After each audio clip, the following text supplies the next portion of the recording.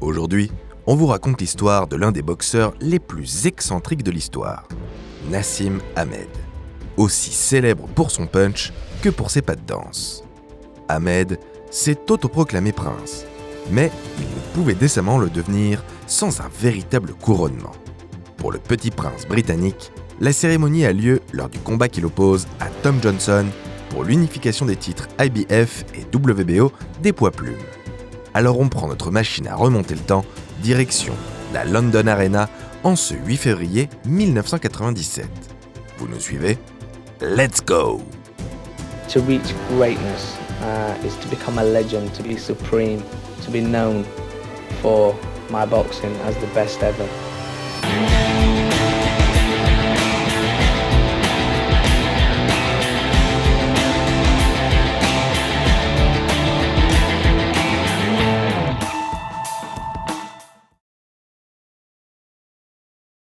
Dans la grande histoire du noblard, on en a connu des personnages, des gros durs imperturbables, aux bad boys avides d'argent, coucou Floyd, en passant par le bon père de famille, adulé de tous.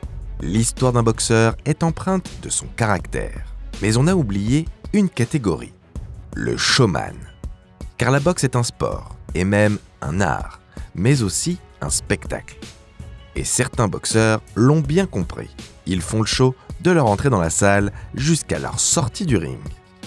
Ils peuvent transcender les foules juste en faisant une apparition, narguer leur adversaire en lui souriant tout au long du combat, puis le mettre KO d'une droite sèche. Oui, Nassim Hamed fait partie de cette catégorie-là. Pour vous raconter cette histoire, on ne peut pas occulter les prémices de cette unification de titres. Pas de poids lourd dans cette vidéo. Nassim n'est pas un grand boxeur par sa taille. En réalité, il mesure seulement 1,64 m. Il évolue d'abord en poids coq, mais c'est chez les poids plumes qu'il marque l'histoire. Le gaucher commence la boxe très jeune, avec un style bien particulier. Son truc, c'est l'attaque. Il aime surprendre et dispose d'une vivacité hors du commun, lui permettant d'enchaîner les esquives. The science, sweet science of boxing, sweet science of boxing. I'm talking about punching.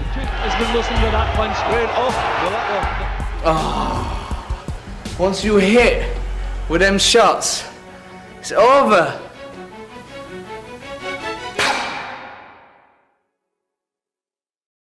Ladies and gentlemen, in the blue corner with the leopard skin shorts from Sheffield, making his professional debut, Prince Nassim Hamed. En 1992, il devient professionnel lors d'un combat qu'il oppose au Britannique Ricky Bird.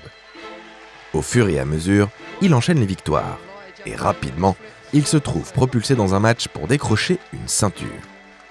À seulement 20 ans, il est confronté à Vincenzo Belcastro pour le titre européen des poids coqs EBU.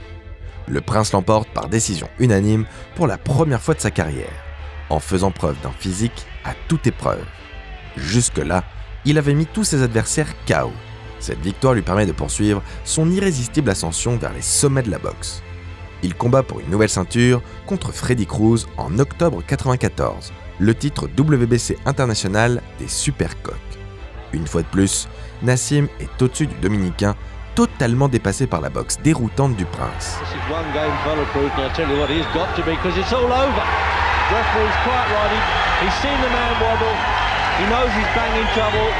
You are saying you want to win not just one world championship, but like Jim McKenzie, all at different weights and things. Oh, I'm aiming to be a legend. A legend. Let's forget the world titles.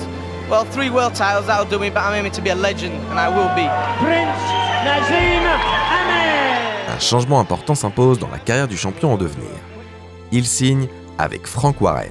Quand l'éminent promoteur s'intéresse à un boxeur, généralement, c'est parce qu'il a du talent. La liste de ses combattants est longue comme le bras. De Ricky Hatton à Tyson Fury, en passant par Amir Khan, Joe Calzaghe ou Billy Joe Saunders. Vous l'avez compris, la fine fleur de la boxe britannique passe par Warren pour faire décoller sa carrière. Ce dernier pousse notamment Nassim à changer de catégorie de poids pour obtenir une meilleure visibilité et cumuler les titres. Mais le changement doit s'effectuer en grande pompe. Et pourquoi pas le faire pour une ceinture? Tiens donc, justement, la WBO cherche un challenger pour sa ceinture poids plume. L'occasion parfaite de marquer un grand coup pour Prince Naseem et son nouveau promoteur. I've trained from the age of 7 to I'm 21 now. I'm destined to be a world champion. There's no doubt about it. There's no doubt in my mind that I'll become world champion at 3-4 different weights and become a legend. L'actuel champion est un bon boxeur, mais n'affiche pourtant pas le meilleur des bilans. 21 victoires pour 9 défaites. On a connu mieux. C'est une opportunité pour Naseem de s'imposer comme l'un des leaders de sa nouvelle catégorie. Et surtout, de faire le show.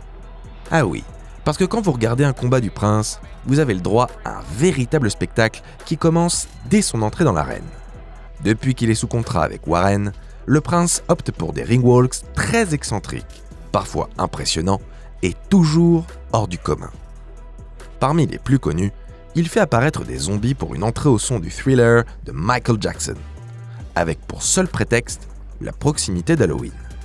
Lorsqu'il s'approche du ring, alors que la plupart des boxeurs passent sous la deuxième corde, le Prince préfère sobrement effectuer un salto par-dessus la troisième corde.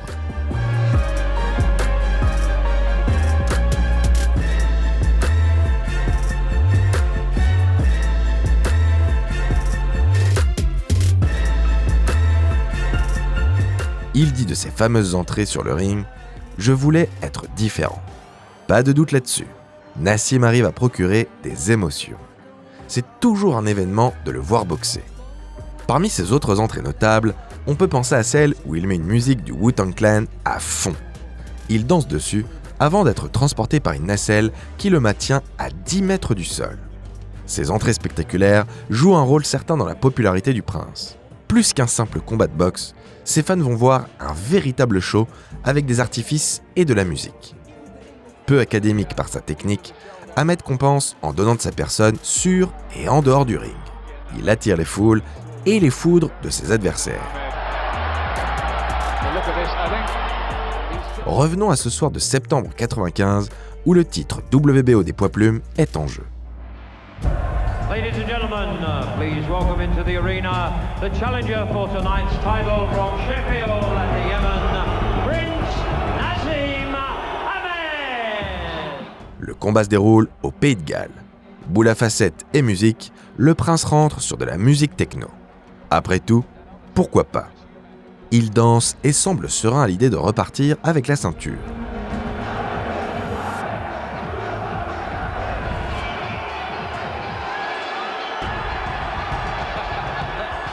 Largement acclamé par le public qui aime sa démarche particulière, le combat peut commencer.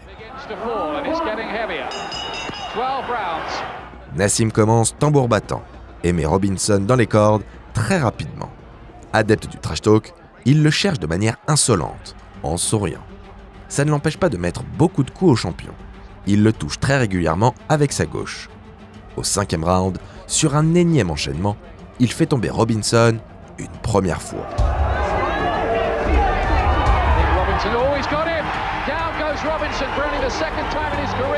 Bien que ce dernier se relève, Prince Naseem domine de la tête et des épaules.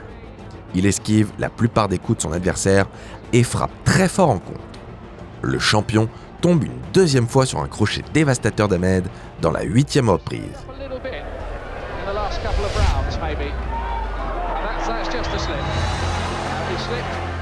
C'est fait. Le Prince règne sur la fédération WBO. Il est champion au terme d'un combat où il n'utilise pratiquement pas sa garde. Attention, ça ne veut pas dire qu'il ne défend pas. Il a une capacité incroyable à esquiver les coups de ses adversaires. Pour la plupart d'entre eux, c'est le meilleur défenseur qu'ils aient rencontré. Il est toujours en mouvement et doté d'un coup d'œil si rapide qu'il le rend quasiment intouchable, car il voit venir les frappes adverses et les anticipe. La suite pour le Prince, c'est un enchaînement de défense de son titre. Toujours plus impressionnant et imprévisible, Naseem Ahmed parvient à chaque fois à conserver sa ceinture. Évidemment, il n'attend jamais la décision et fait toujours la différence avant la limite. Après tout, le spectacle doit aussi avoir lieu sur le ring. Sa défense de titre contre Saïd Lawal est l'une des plus rapides de l'histoire. Son adversaire est KO sur le premier coup porté par Naseem. Il terrasse ensuite les invaincus Daniel Alikea et Daniel Molina. À chaque fois, il défend ses titres sur le sol britannique, notamment à Glasgow, Londres et Dublin. Le prince ne combat pas encore sur le sol américain, mais ça viendra plus tard.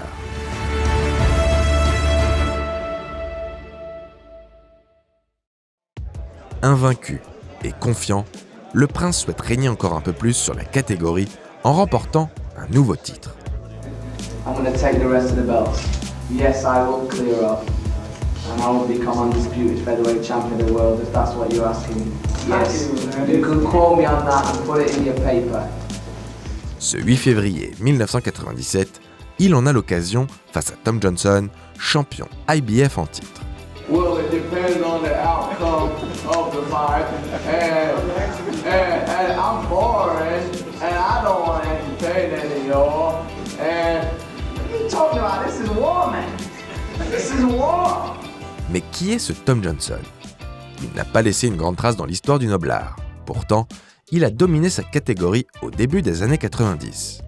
Charge à nous de réhabiliter ce boxeur très sous-estimé. Johnson est né dans l'Indiana en 1964. Marqué par la vie dès son plus jeune âge, son père est assassiné quand il a 9 ans. Son frère jumeau et lui sont élevés seuls par sa mère, qui se met en 4 pour eux. Tom Boom Boom se cherche beaucoup avant de se mettre à la boxe. Il pratique le football américain, mais ça ne lui convient pas. Il passe ensuite au basket, mais il n'est pas fait pour ça. À 15 ans, Johnson découvre le noble art et se passionne pour ce sport. Ce n'est qu'en 1985 qu'il décide d'en faire sa vie. Boxing was the only thing that I really was able to express myself, and it's the only place that I really feel comfortable with being able, because it's an individual sport. It's man versus man, your mind versus his mind, and I feel that I have a better mind this time. Sa carrière professionnelle débute en 1986, après une carrière amateur impressionnante. Vainqueur de 140 combats sur 156 disputés, de grands espoirs sont placés en lui. Et il ne les déçoit pas. Boom Boom ne perd qu'une fois lors de ses 28 premiers combats et obtient une chance de remporter le titre IBF contre Manuel Medina en 1991. Il est arrêté à la 9e reprise, alors qu'il avait le combat en main, à cause d'un coup de tête donné à son adversaire. Le champion conserve son titre. Ce n'est que partie remise pour Tom, qui obtient une nouvelle chance pour la ceinture IBF contre ce même Medina. Pour la première fois, Boom Boom s'exporte et va combattre hors de ses terres natales.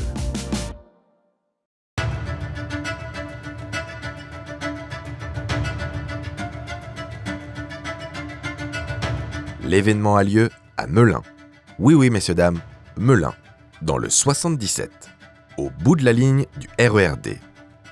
Ce 26 février 1993, il arrive le couteau entre les dents avec une soif de revanche par rapport à cet arrêt cruel lors du précédent combat. 7 ans après ses débuts en pro, il décroche enfin une ceinture de champion du monde. I do whatever I have to do. If he wants to box, I can box. If I have to fight, I can fight. Il défend son titre 14 fois en 4 ans, avec plus ou moins de brio. Son dernier combat avant le choc contre Prince Nassim se termine par un nul. Il met rarement ses adversaires KO, et la plupart de ses défenses vont jusqu'à la décision.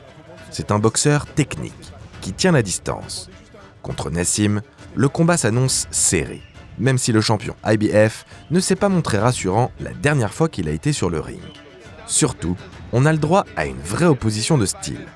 D'un côté, un boxeur exubérant, qui fait le show de son entrée jusqu'à sa sortie de la salle. Le prince est un feu follet, qui provoque ses adversaires avec une garde basse, voire inexistante.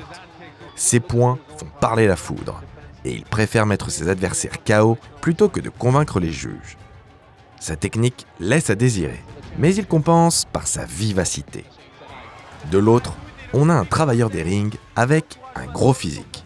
Un boxeur certes puissant et technique, mais qui préfère user ses adversaires pour arriver à ses fins.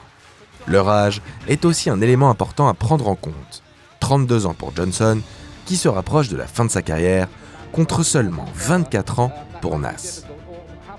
Les deux boxeurs possèdent quand même quelques points communs. En dehors du fait qu'ils sont tous les deux champions du monde, on peut noter qu'ils n'ont jamais été mis KO. Ahmed est invaincu, et Johnson compte seulement 2 défaites, dont l'une à cause du coup de tête involontaire porté à Medina. L'enjeu est palpable. Sauf si le combat se solde par un résultat nul, l'un des deux va perdre son titre. Pour deux boxeurs aussi dominateurs, la pression est immense. L'un et l'autre s'attendent à un combat difficile, peut-être le plus dur de leur carrière.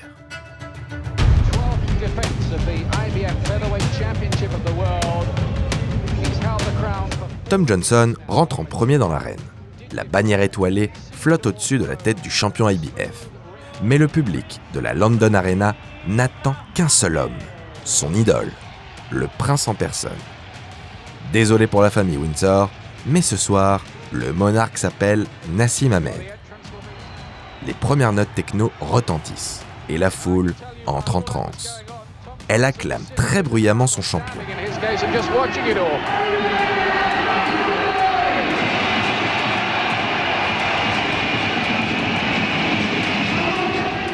Comme à son habitude, Hamed met l'ambiance et les spectateurs sont déjà en ébullition avant même le début du combat.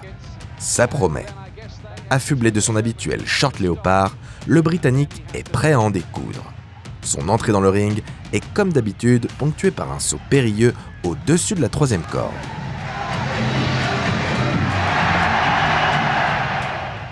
L'avantage physique est pour Tom Johnson, qui est plus grand et possède une meilleure allonge. En revanche, Naseem est plus lourd que son adversaire du soir. Surtout, Hamed est donné assez largement favori par les bookmakers. Sa cote est à 4 contre 1, alors que le champion américain est à 11 contre 4. Le prince va-t-il assumer et unifier les titres ? L'arbitre Rudy Battle énonce les règles puis fait retentir la cloche. Here we go.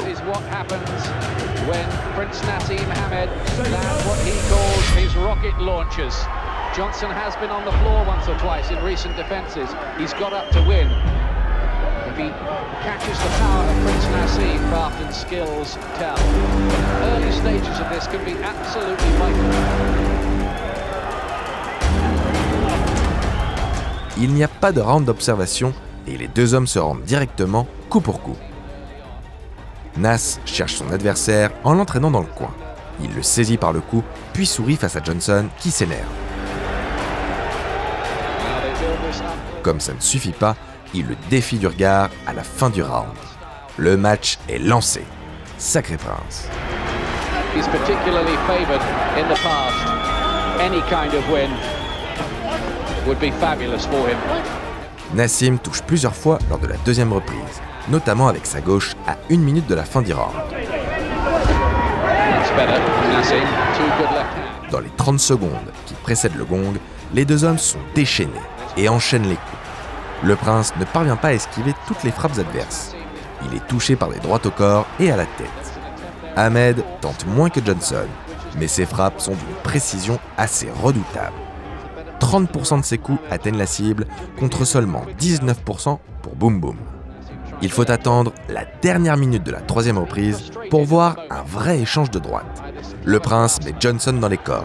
Ce dernier chancelle et finit par tomber déséquilibré.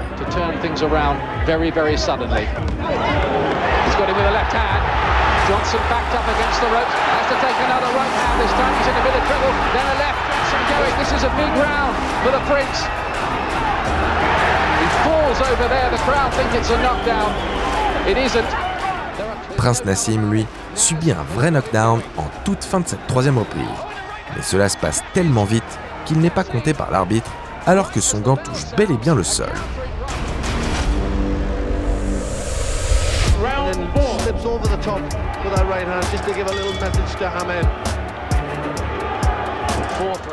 Dans la quatrième reprise, Johnson tente tant bien que mal de récupérer de l'intensité du round précédent. Naseem continue à lui mettre la pression, mais se montre trop imprécis pour faire tomber son adversaire. À ce moment précis, Hamed a déjà touché Johnson 60 fois à la tête, mais n'a subi que 26 frappes au visage lui-même. Allez le peuple, tendez vos assiettes. Ce soir, c'est le prince qui régale. Ses esquives fatiguent l'Américain. Le combat s'équilibre un peu plus, mais on assiste à beaucoup d'accrochages. Boom Boom essaye de casser la distance que met volontairement Hamed en se rapprochant de lui. Il se plaint d'ailleurs de l'attitude du Britannique qui pollue le combat en l'attrapant par exemple par le cou. on Johnson in recent defenses, but he's still the champion. Les deux hommes cherchent l'ouverture dans la 6e reprise, mais le rythme s'est bien calmé au fur et à mesure des rounds, à l'initiative de Johnson. L'Américain essaye d'endormir son adversaire pour faire son retard et le surprendre. Il décroche un cross du droit à 1 minute du gong. D'ailleurs, c'est pour l'instant la seule reprise qu'on peut facilement donner à Johnson, qui essaie de revenir dans cette confrontation. Johnson touche de nouveau en début de 7e reprise, mais Nassim répond d'un énorme crochet du gauche qui fait vaciller l'Américain. Ce dernier a du mal à récupérer, et Ahmed le martèle de coups en tout genre. Jab, uppercut, tout y passe. Jamais l'expression sauvée par le gong n'a été aussi pertinente.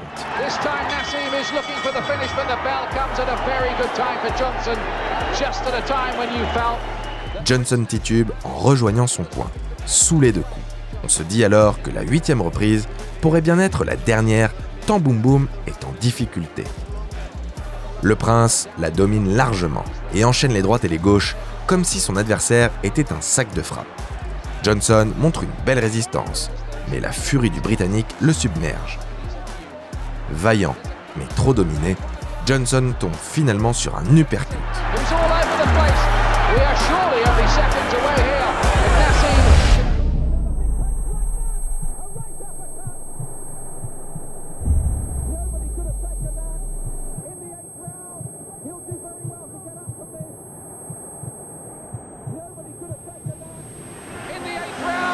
He'll do very well to get up from this. And will the referee let him go on anyway? No, he will not. Prince Nassim Hamed at the IBF Featherweight Championship of the World. Il se relève tant bien que mal, mais l'arbitre décide de l'arrêter. Il est KO. Le prince est devenu roi et champion unifié WBO et IBF. The winner by way of technical knockout. He is still undefeated. He has unified the IBF and WBO Featherweight Championship. He is the world champion, Prince Nassim Hamed. Tom Pum Pum Johnson's a brilliant fighter. And what can I say? He's absolutely brilliant and he took very, very good shots. And he deserved to be a great champion, but as you know, I took over. I threw a brilliant right uppercut and that ended the fight. It laid him out. He just stopped there in his tracks. It took him out. I thank Allah for giving me the power, the strength, the training, everything. All my ability comes down to God and I love him dearly. Thank you very much. Ce combat est déterminant pour la carrière des deux hommes, car ils ne sont plus jamais les mêmes boxeurs après ces 8 rounds. Johnson décline définitivement et perd la moitié des combats qu'il dispute par la suite. 7 défaites en 14 combats. Il n'obtient plus jamais de ceinture de champion du monde et finit par prendre sa retraite. Nassim, lui, défend ses ceintures à de nombreuses reprises. C'est la gloire pour lui et le prince s'exporte aux États-Unis. He's right in front of me and I can honestly tell him that I'm going to knock him spark out. I'm going to knock his spark out. What are you going to say to that, Kevin? Relax, baby. You relax. You gonna get knocked out Let me tell you. in your hometown, Raj, you had a great performance. New You're nice, York, You're nice and hyped. Madison Excited. Square Garden. But I'm the real I deal. can't wait to beat you up. I'm the real deal. Pour son premier combat outre-Atlantique, il est mis 2 fois au sol par Kevin Kelly, mais finit par mettre ce dernier KO. Au total, 4 knockdowns et 1 KO en 4 reprises pour un combat aussi court que spectaculaire. Au terme de cette lutte de haute volée, la légende George Foreman est sous le charme. And he's going to keep shooting a lot of guys until they learn, hey, this guy has power. He doesn't look like it. Like Muhammad Ali, you're supposed to whip him, but for some reason, you don't. He showed bravery, and that's another addition to his repertoire. This guy's got a lot of things that we're going to be really having a good time watching in the years to come. The undefeated WBO featherweight champion of the world, Prince Nassim Hamed.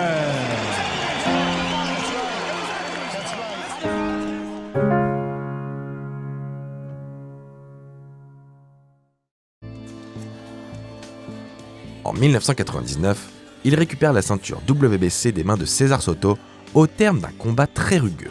Le vaillant Mexicain donne du fil à retordre au prince.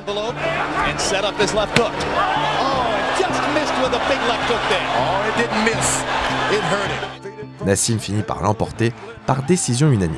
He is the WBO featherweight champion of the world, Prince Naseem Hamed. What would you do if you lost? Let me just put this straight to you first. I can never ever imagine myself losing, number one. Number two, if I did lose, there'd be no problem at all. I'd smile, I'd say, cool, if the best man beat me, the best man, if out of both of us, if the best man beat me, the best man beat me, I'd just train and get back and beat him again. But as I say to you, I can't see myself getting beat.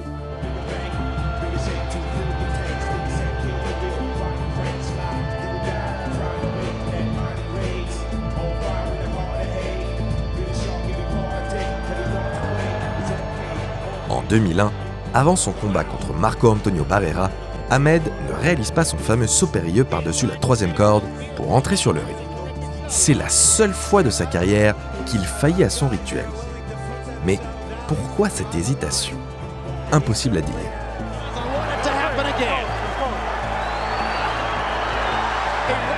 He's been trying to figure that out all night.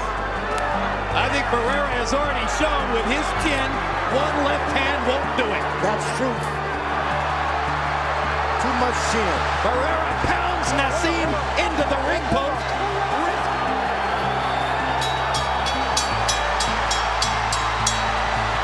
Dans un affrontement aussi brouillon que dominé par le Mexicain, le prince est déchu de ses ceintures par décision unanime. Il déclare à propos de cette défaite. If that's the way it's written for a man to go, that's the way it's written from Allah. I'm happy, I'm still confident. The fact is, he couldn't drop me, he couldn't knock me out. And I'm going out at this ring like a champion still. At the end of the day, I give him all congratulations and all the best of all the success in the world to him in the future. And what can I say? I only have to get straight back in the gym and get back again like champions do. Come back and fight again. It's written from Allah for that to happen, and I accept what is written. That's all I can say. Usé par la boxe professionnelle après avoir commencé sa carrière très tôt, le prince a perdu de sa superbe. Il s'offre un dernier combat contre Manuel Calvo pour la ceinture IBO qu'il n'avait su arracher à Barrera.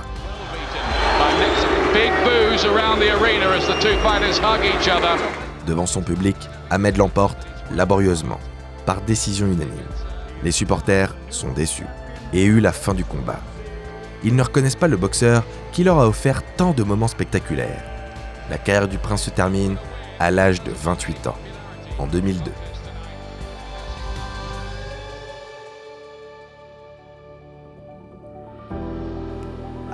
I started at the age of 7. And at the age of 28,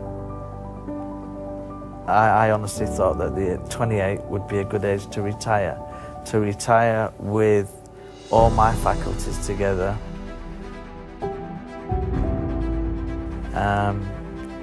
To retire knowing that you'd put your stamp on the sport and knowing that you'll never be forgotten because of what you did. Prince Naseem rentre au International Boxing Hall of Fame en 2015. Lorsqu'ESPN sort son classement des 25 meilleurs combattants de ces 25 dernières années, Hamed est classé 22e. Enfin, il est classé 46e plus grand puncher de l'histoire par le magazine The Ring.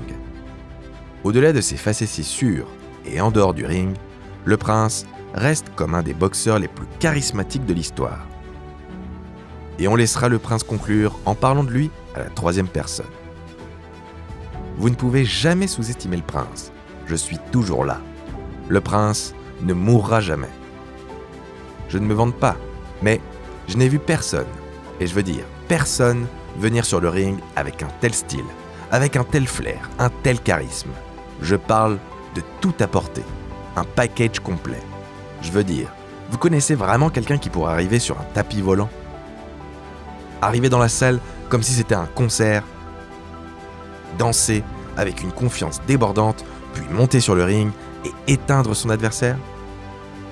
Allez, vous connaissez quelqu'un dans l'histoire du sport qui a fait ce que le prince Naseem a fait? Et je n'essaie pas de me vanter, mais j'étais sacrément doué pour ça. To reach greatness is to become a legend, to be supreme, to be known. for my boxing as the best ever. Place. We are surely only seconds away here. If Nassim can find another big punch like that, a right uppercut. Nassim Ahmed. Non, Nassim. On ne connaît pas d'autre boxeur capable de faire ça. Le prince méritait bien un couronnement.